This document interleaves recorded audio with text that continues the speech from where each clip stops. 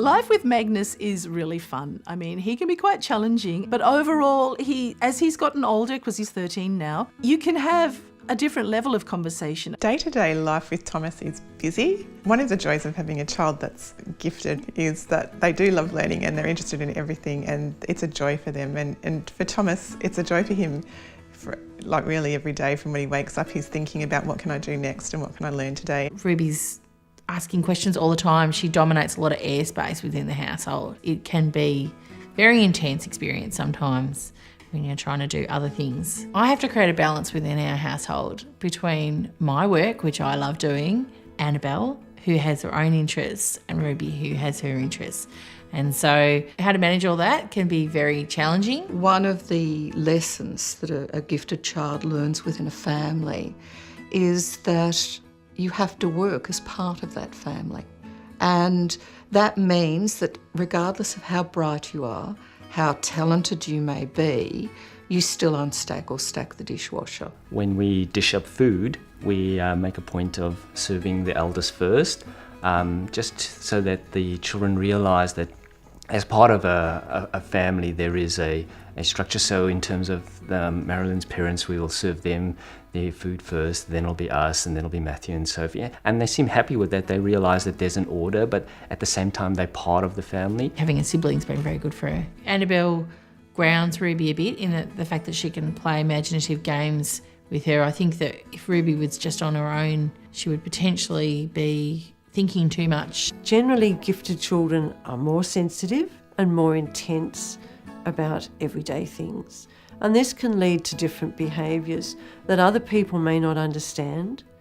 Usually parents, after 3 or 4 years, have got a handle on how their children respond and how they manage, but quite often other people haven't. So these behaviours may need interpreting for other people, maybe for their carer or preschool teacher, or maybe even for other people in the family. With kids like Thomas, it's not often enough to know that the sun goes up, the sun goes down. Sometimes they want to know what happens when the sun doesn't burn anymore.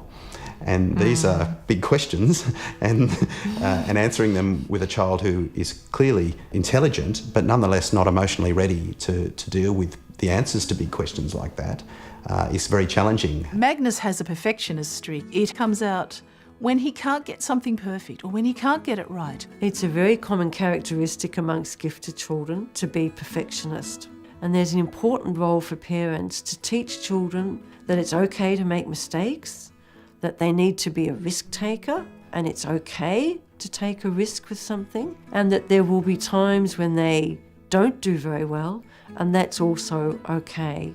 Part of what we do is working with him to understand that it's okay to do it wrong, that you're only this age and you're not expected to be able to do it at your age.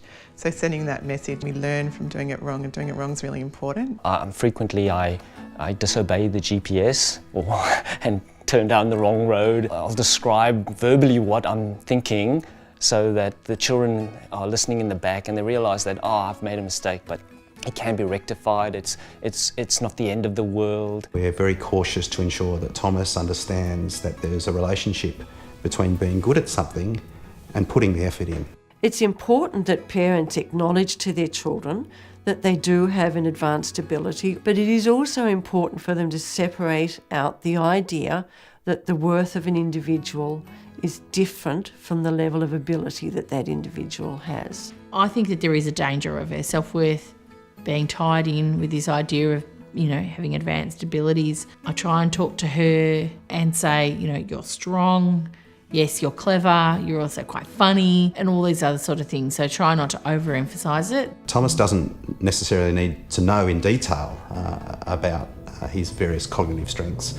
Thomas needs to use them, Thomas needs to develop them, but we are very careful about how we talk to Thomas about his strengths and his weaknesses. We want to have a balance with Matthew and Sophie. We want to feed their intellectual skills and abilities and enhance that, and at the same time we want to make sure they know the social norms, as well as being sporty and playing along with other children. Parents often say that one of the most important considerations for them is that their child is going to be able to make relationships with others and fit in with other children, and ultimately, of course, fit in and be part of the community.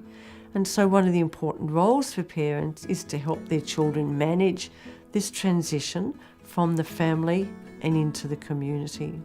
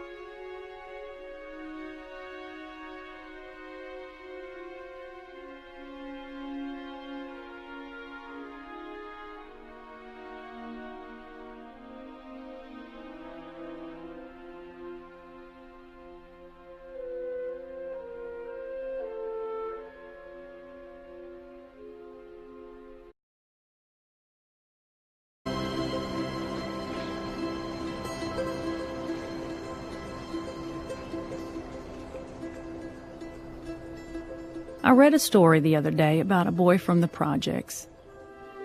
No daddy, in and out of foster care. He'd been killed in a gang fight at Hurt Village. In the last paragraph, they talked about his superb athletic skills and how different his life might have been if he hadn't fallen behind and dropped out of school.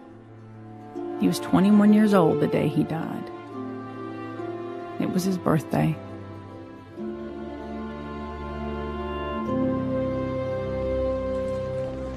I could have been anyone. It could have been my son, Michael.